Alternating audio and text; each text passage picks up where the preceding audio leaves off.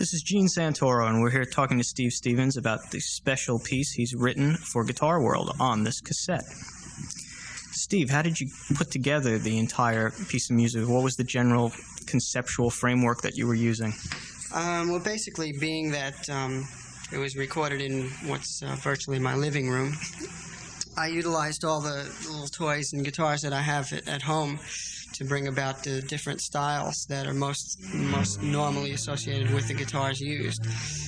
Being if it was a hollow body guitar, it would be used for George Benson style of playing, or a Martin D18 for bluegrass style of playing guitar.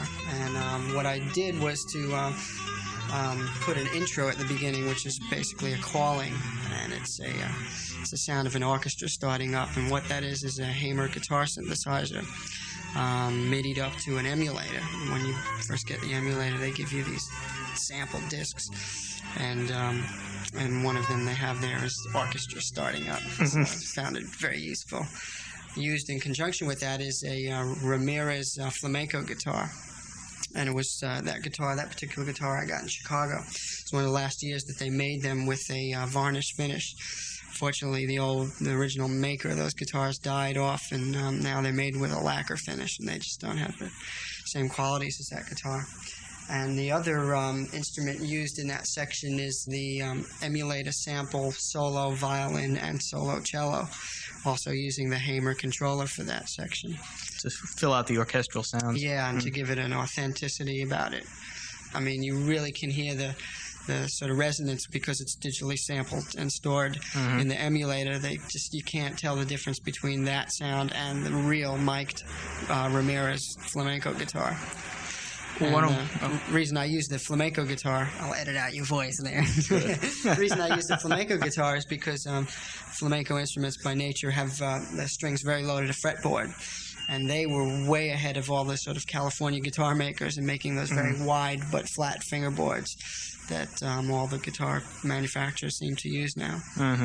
So you can do all those finger tapping and all that kind of crazy stuff on this guitar. even though it's acoustic. Yeah, even though it's an acoustic guitar, yeah, the action on it is really low rather than most classical guitars, which I think the thing turns people off to classical guitars sometimes, because the skyscrapers strings off the fretboard is like, where is the fret in the board?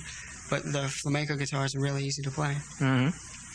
Well, maybe we should go through one section at a time and take a little bit from it and talk about how you did what you did and what you did it on. All right.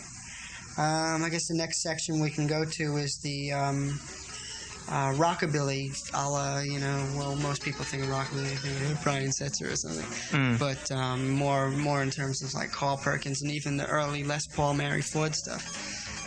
It is a style that goes back there. Yeah, it's just the early sort of, I guess, Elvis Presley and all those people, Scotty Moore and people like that, use those kind of guitars.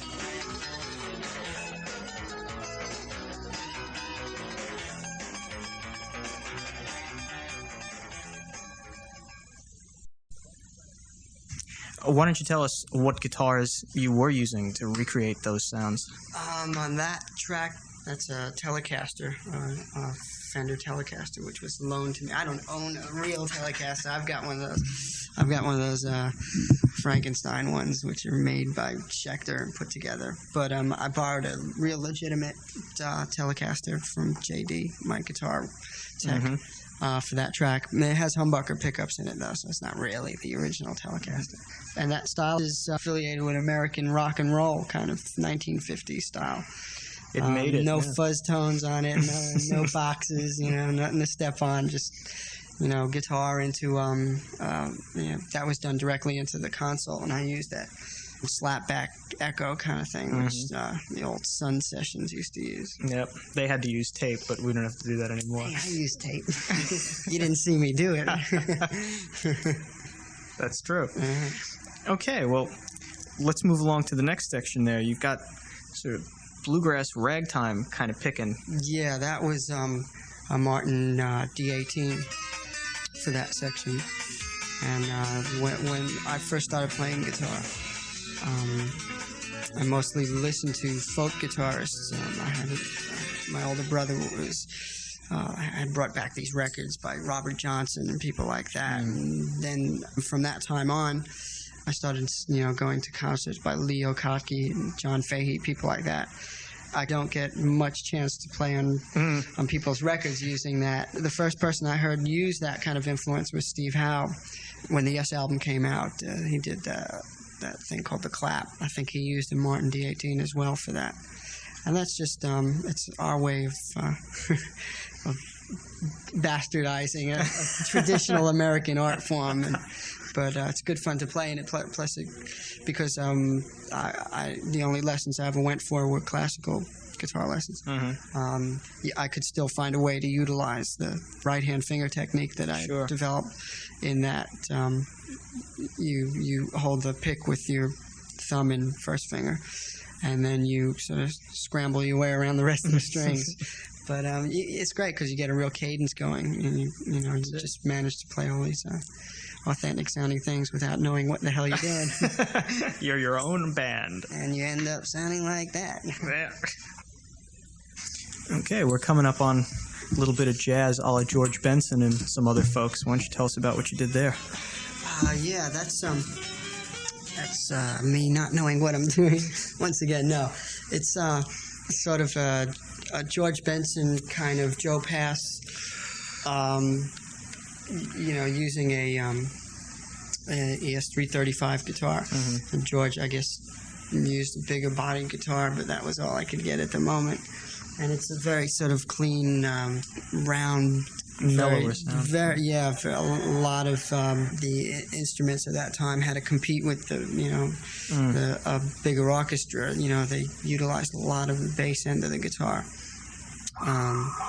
I guess one of the first people to put a pickup in a guitar was Charlie Christian, because up until that time they were using hollow body guitar. Yeah, resophonic guitars sometimes. Yeah, and then finally they put a pickup in a guitar and amplified it. And to me, the epitome of that style of guitar playing, though, is George Benson.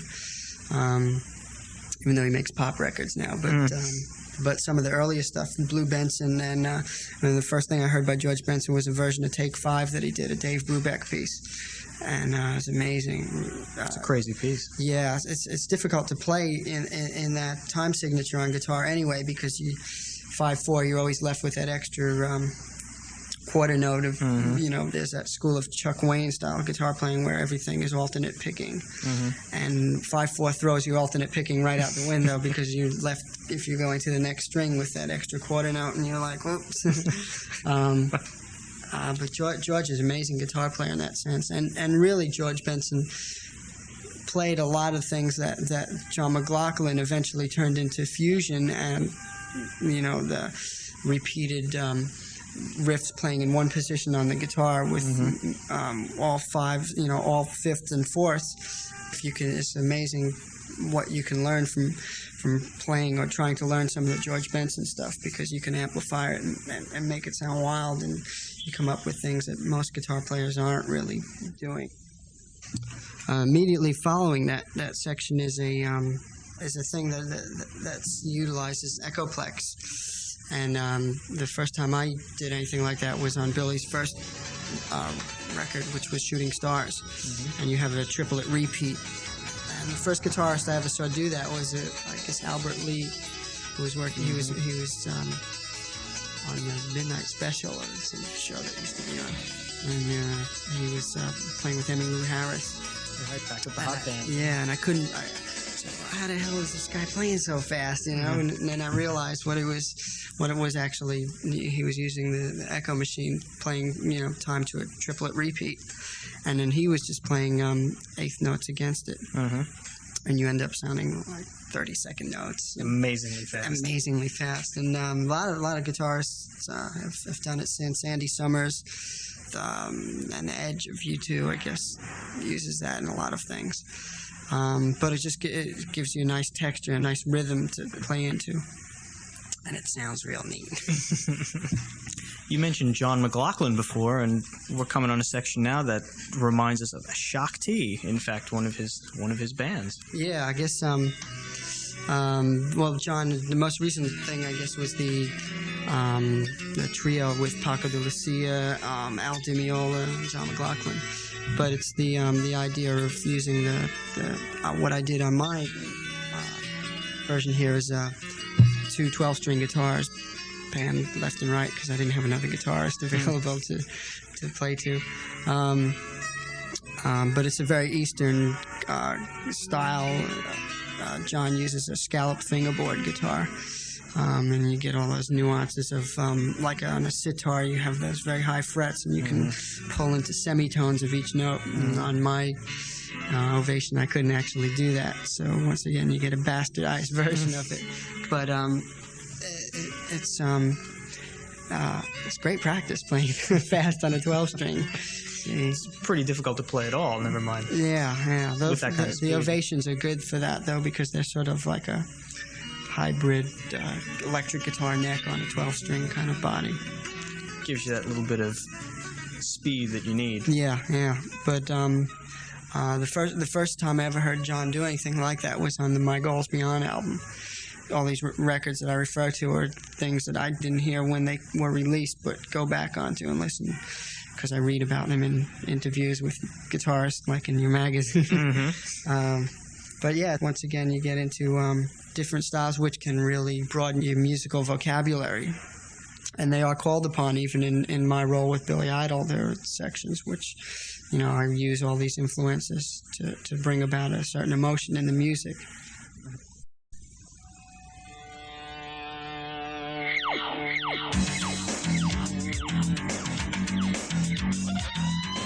Talk about bringing emotion into the music. Here we move into heavy artillery, the electro funk. Yeah, this is. I've been asked to do some work with film scores lately. A good friend of mine is a video film director named Jeff Stein, who did our Billy's Rebel Yell video. And this was one of the things that I started doing, and I sent him a sample of it. He's working on a couple of projects for television, and this was my getaway scene. You know, you're in the car, and it's like, guys are firing. This is the Miami Vice scene. Right. And I noticed you stopped shaving. yeah, me and Don, you know. But it's the style of guitar on it. Actually, it's interesting because the more important than that is that this repeating bass line is a DX7, and I use an MSQ 700 sequencer. But being that I'm not versed on keyboards, I mean, I have to put the little tabs with the names and the notes on it if I want to play a keyboard. I use the guitar as a controller, the Hamer guitar synthesizer, as a controller for the to write my bass patterns into the MSQ, which plays them back in time, real time. And so the guitar in this last section serves more of a purpose than just the solo, which runs through it. And then there's a repeating chord sequence, which is sort of like a jazzed up funk thing. It's like what Alan Holdsworth used to do with Soft Machine. He played on a record called Bundles. Or like when he was with Tony Williams' Lifetime, $1 Million Legs and Believe It. So it's like that repeating thing of just playing different chord patterns over a repeating bass line. And then the solo bit is it's just me playing my Hamer guitar, which they've since marketed, and it's